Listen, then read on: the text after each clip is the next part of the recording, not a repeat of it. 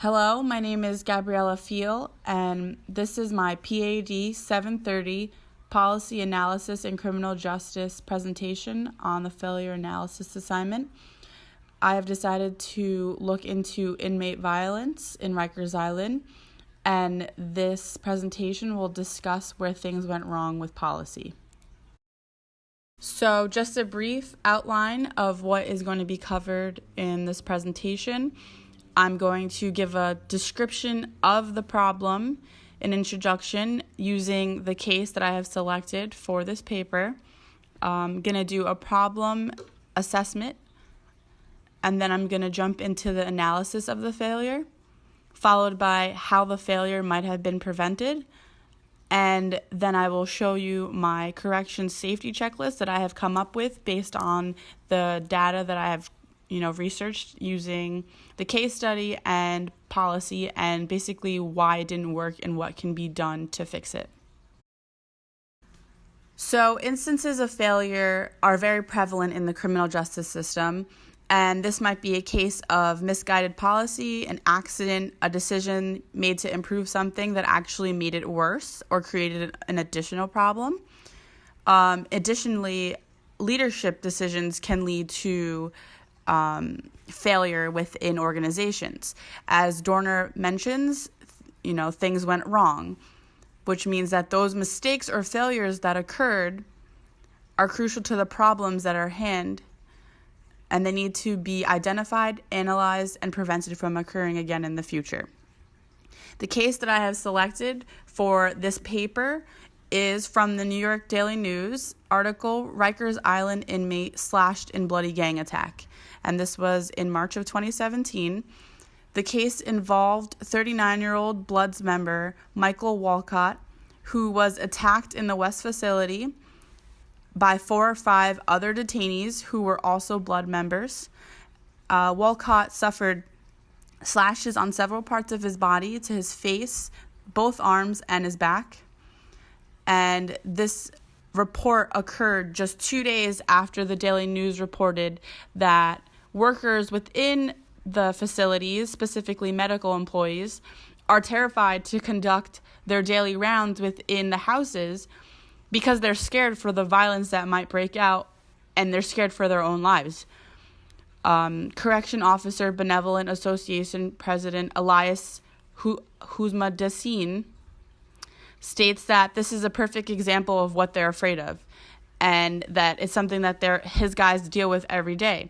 The failure is known, and everyone is aware of the complexity of it, yet nothing is being done to address the issues.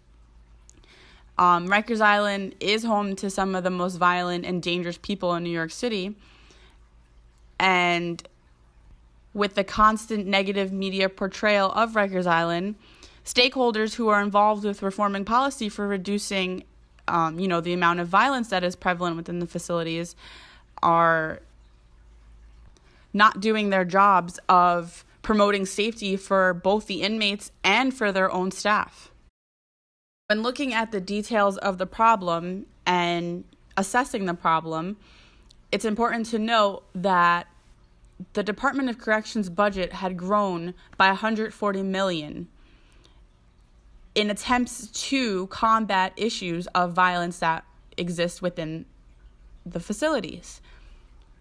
However, with the policy that was set in place to combat these problems wasn't working. In fact, violence was up 18% after the policy of the 14-point agenda was put in place. The 14-point agenda was implemented in Rikers Island in March 2015. Mayor de Blasio, along with ex-Commissioner Pont by his side, made the announcement for this anti-violence reform agenda that would try to do the following: keep weapons and drugs contraband out of the facilities, create integrated classification and housing strategy, provide comprehensive security camera coverage, design effective inmate education opportunities and services, redefine emergency service unit, improve leadership development and culture, and redefine the investigations division. While research notes that this policy did reduce contraband that was smuggled into the facilities a bit, violence was still occurring at alarming rates. It became difficult for regulation of force that was applied by correction officers on the inmates to be modified and, observed, and basically policy wasn't working and it needed to be reformed. The main issue that we're looking at here deals with gangs and gang violence. Gang affiliation is one of the leading causes of violence within the facilities. There are approximately 7,400 individual gangs in the United States alone. So you could just imagine what, the facilities were housing. Rikers Island has an anti-gang initiative in place. It's called the GIU, the Gang Intelligence Unit. And the main purpose of this task force is to assess the nature of gang activity within the facilities, review the, gang practices and procedures, and develop recommendations for ensuring that these gangs are being controlled while in the facilities of Rikers Island. However, this unit fails to learn about the atmosphere behind the walls of the jail. They are looking at the gangs from the outside instead of looking at it from the inside. There are actually parts of Rikers Island that are known as the Bloods House or even the Crips House.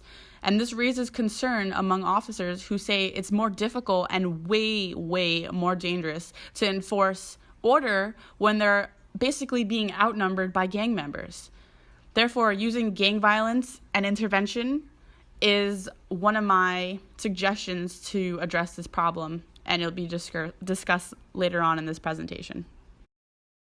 To analyze the failure that I've mentioned previously, I used the readings of Edmondson and the spectrum of reasoning for failure to try to look at what type of mistake this case belongs to in order to better understand what recommendation I should give to fix this.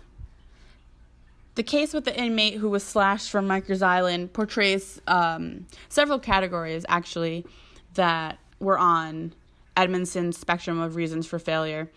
And they include deviance, inattention, lack of ability, task challenge, and process complexity. These categories of error apply to this event because the outcome is failure. This case is just one of hundreds of slashing inmate violence situations that were a side effect from failure of policy that was implemented in Rikers. Likewise, Edmondson refers to the importance of leadership in figuring out effective ways to motivate members in an organization to fulfill initiatives that were set in place. She gives us the example with healthcare organizations in terms of failure and basically says that it's the infrastructure of the organization leads to the outcome of the implementation of policy. So understanding the atmosphere of an organization and that it sets the tone for the relationship between the supervisors and the employees is very important. As I mentioned earlier in this presentation, medical staff admitted to the fact that they were fearful for their own lives. How can people who are fearing their own lives combat violence that is prevalent within the jails if they're unstable and don't feel safe to be in there? Edmondson also goes on to say that people are so quick to point the blame at others, the blame game. But it doesn't actually correct the problem that's at hand. She mentions that being responsible for failing means that members of the work organization lead a psychologically safe environment, and that allows for learning and fixing. And this type of approach is one that should be adopted in the organization in Rikers Island, because learning culture that includes environment of, encourages a violent setting that can be learned from. Therefore, Let's look at the facts that I've mentioned so far. Rikers Island, an inmate was slashed by other inmates several times. The staff knew about it. They said that they were scared of being in the house with these violent offenders. This is not a mistake that occurred. This, wasn't a simple misheard situation. This is a failure. Even the CO Benevolent Association president has stated that this isn't the first time that this has happened, and this is certainly will not be the last time that it happens. So why are we allowing so much failure to occur? These are not mistakes. It's just no one knows how to fix the problem. This leads me to my next point, which is the side effects from failure. So failure results from the inability to employ proper decision-making techniques when confronted with complex problems. Plain and simple, when there are mistakes in the beginning, it's best to tackle them when they're smaller, not wait until they're tremendously large and unfixable, pretty much like this case with Rikers and violence. Dorner even mentions that failure isn't something that just strikes like a bolt from the blue. It develops gradually according to its own logic. Complicated situations seem to elicit habits of thought that set failure in motion from the beginning. These words from Dorner speak the truth in regards to the case from Rikers Island. The criminal justice system is constantly trying to figure out complicated situations in large quantities, and because of this, trying to organize and figure out the best means of a solution isn't always so simple. Since issues of violence are not new to the criminal justice system, it's difficult to just come up with a simple, quick fix to the problem. The complexity stems from a lot of smaller mistakes, infrastructure, management that are in the facility. In order for Rikers to combat the larger issue, they need to look at all the smaller ones that add up to this large failure. Also, as Dr. Guadagni, Edmondson, Sitkin all argued that it's important to find where failures are, and being able to identify them and come up with solutions are crucial to promote for the efficiency of the organization. The issue of inmate violence developed years and years and years ago in Rikers Island and has just gotten worse over time.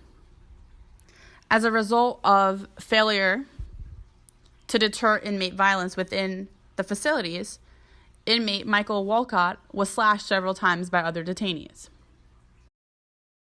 Failure might have been prevented in this situation if the policy that was put in place by stakeholders actually succeeded in reducing inmate violence and promoted the safety of the jails for both the inmates and the staff. By utilizing the Gang Intelligence Unit's database on gang affiliations within Rikers Island, the evidence-based programming that would be implemented for inmates would be to target gang violence and prevent attacks from occurring within the facilities. Understandably, the cost of effective gang prevention programming may be expensive, as well as educating staff on methods of prevention. The intended goal of safety and inmate violence reduction would probably succeed if that was the main goal and the main focus of the policy. Also, gang prevention may aid in reentry and rehabilitation, reducing the recidivism rate within Rikers Island. To me, this option has the most feasibility and effectiveness to address the problem at hand. There are other policy options, of course, such as removal of force or the implementation of body cameras, but I don't see those as being so efficient as looking at gang violence as its own entity. I don't know if you've heard in recent times, but they're talking about actually shutting down Rikers Island because they don't know what to do with all the issues that are, prevalent within the island. To me, this is just a quick fix for the issue and doesn't actually address the underlying problems at hand. Not only is this option extremely expensive, extremely time-consuming, it'll literally take so much thought and process to try to figure out where to put all these people into smaller facilities. It doesn't actually address the issue. Placing them into other smaller houses these people have violent tendencies as it is. So putting them into smaller facilities doesn't actually correct their behaviors. This leads me to my point of creating a culture of psychological safety. There are several stakeholders involved in Rikers Island policy who are in favor of shutting down Rikers Island, including Governor Cuomo, Mayor de Blasio, the COBRA president. This is because it draws away the attention of all the dysfunction that exists within the facilities and how these individuals are poorly running the correctional facilities. This lack of leadership would be considered a failure based on the authors we have learned throughout this entire course. Therefore, shutting down the island doesn't correct the problem. So I've come up with a corrections safety checklist that I feel fits the entire scope of the failure analysis assignment based on the research and the case study that I've mentioned in this presentation. It addresses 3 categories: before housing placement, which is after intake, during housing searches, and before correction officers' shift change. The checklist involves improving the problem, addressing the fallibility of human memory, and preventing people from being lulled into skipping steps. Since there's so much media coverage that exists within Rikers Island and what they're doing wrong, the best approach is to build a psychologically safe environment that would make sure that the Department of Correction employees feel that they can notice failure and small mistakes that exist within each of the housings. This way, the staff can inform their leaders with any minor errors that they see, and they can have a sense of safety to speak up without ridicule, which is important to promote for the efficiency of an organization. So for before housing placement, I just put standard questions that you would ask after the intake process is over. So after intake, after intake, the questions are all aspects of intake for the inmate complete? Yes or no? Has the inmate confirmed his or her identity, affiliation, or role with the gang? And if yes, and they actually do say, if there's a line there for them to specifically say which gang or organization it may be. Is the inmate a high-risk offender? Does the inmate have a mental issue, rage, violent tendencies? Or do they have a history of prior incarceration, recidivism? These are all really good questions to ask for the safety of the people within the facilities and the workers. The second column I have is the house searches. This is where most of the contraband is confiscated by the inmates, and they're written up for their infractions. And for the safety of the inmates and the workers, it's important that these searches are done thoroughly and ethically. Both the correction officers and the warden should, anticipate any critical events that can happen when doing these types of searches. Since the inmates are so protective of what is theirs, the wardens and correction officers need to be prepared for any violence that can actually arise during one of these searches. The last column I have on this checklist is before the correction officer shift change. This is important for combating issues of inmate violence because these correction officers in the housing units spend most of the time with the inmates and know them on a pretty close level. So it's important that these stakeholders are ensuring that there are no fights or outbreaks that occur when they clock out. This checklist it includes, that they must verbally confirm that the inmates have been all accounted for, all shift duties are completed, and if any evidence, odd movement in the house exists between inmates, or whether there were any behavioral concerns or problems that existed during their shift. This includes arguments, fights, not getting something that they wanted, anything, or any just odd behavior that they notice that can raise a key concern for the safety of the inmates and the workers. Of course, issues in Rikers Island, such as inmate violence, are not easy to try and fix and combat, but with, careful research and attention to all the problems that are prevalent, and coming up with checklists, as Dr. Guanane speaks about, can help to combat the issues on smaller scales, which eventually will lead to the larger problems pretty much being attended to. So I want to thank you for watching my presentation on my failure analysis assignment of inmate violence in Rikers Island.